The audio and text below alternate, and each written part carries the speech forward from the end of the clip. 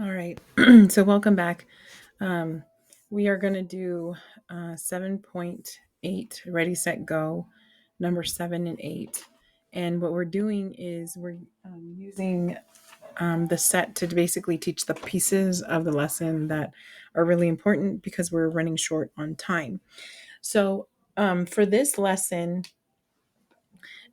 you already have enough tools to solve this, but I just wanted to make a video so that you all understood. So there are a couple differences here that they're trying to make very plain to you, and I'm going to point those out.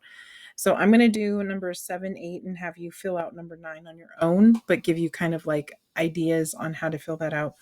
Then for the rest of the ones, 10, 11, and 12 are very similar. You would do them very similarly. 13, 14, and 15, very similar. 16 and 17 are special cases because they actually lie on the X or Y axis. And then I want you to skip all of this down here because I don't need you to graph the inverse of the function. Okay. So back up here to number 7 and 8. So it says use the given information to find the missing angle between 0 and 2 pi. And then they want you to round the answers to the thousandths 3 decimal places. So one of the main differences that you see for number 7 is that usually when we see a cosine, it gives us an angle or sides that we recognize.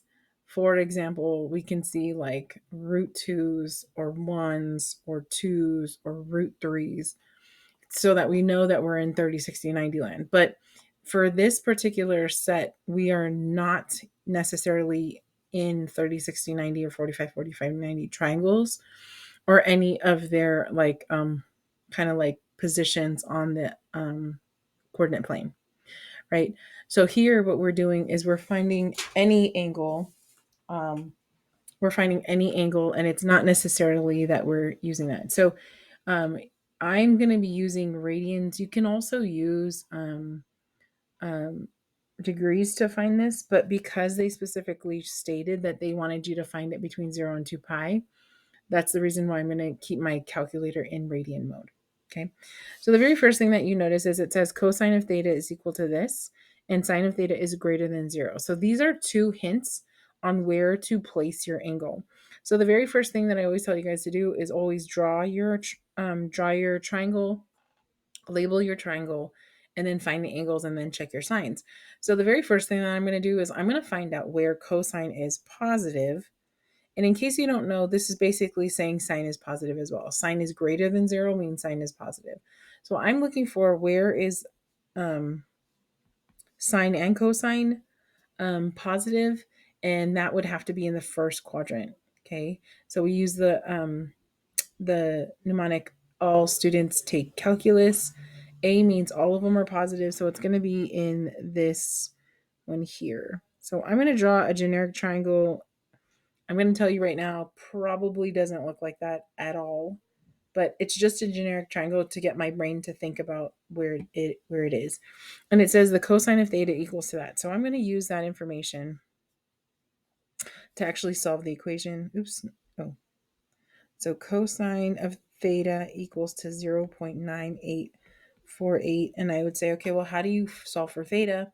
And hopefully you're thinking, oh, I just have to take cosine inverse of both sides. And that's correct, right? And I'm going to squeeze cosine inverse in there. So then, therefore, theta is equal to cosine inverse of 0.9848. And then there's some restrictions on cosine that I need to teach you about. But the basic one is this: whenever they give you an answer for cosine, they only give you one of the answers. And here, there is only one answer in this section. But if I was to say from 0 to 2 pi, give me all of the answers, I would have more than one. As long as it's not on the X or Y axes. Okay. So I'm just going to plug that into my calculator. And it says cosine inverse of 0.9848. And I get 0.17. If you want to just look at this in degrees, just so you have an idea, it's about 10 degrees. So clearly my picture is off. But again, I'm not going after perfect. I'm just going after a diagram that will help me. So theta is equal or is about, and they said to round to the thousandths place. So I'm going to go with 0.175. And those are radians, so I'm not going to put a little degree symbol in there. And that angle lives right here. That's my theta. Okay. So now for number 8, they tell me, okay, now find cosine theta, except for sine is negative. So, so this first one that we did, number 7, very straightforward, not a big deal. This second one, this is where your skills come into place. Okay, and I'm going to show you how to check it as well. Here it says cosine is positive, but sine is negative. Okay, so here I'm going to draw my picture again.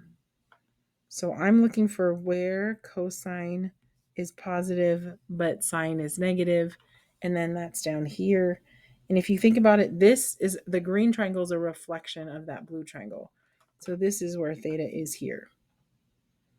And so you might be asking, Miss Johnson, is that theta the same theta? Yeah, that theta is the same theta, but now we have to find this angle here and call it the way it is. So this theta is going to be our reference angle for this angle in here in order for us to find that. Okay. And so all you're going to do, because we did all this work for number 7, we're just going to take 2 pi and subtract 0.175. And that's going to give us our approximate answer. So I'm just going to use what I already have here and go 2 pi minus.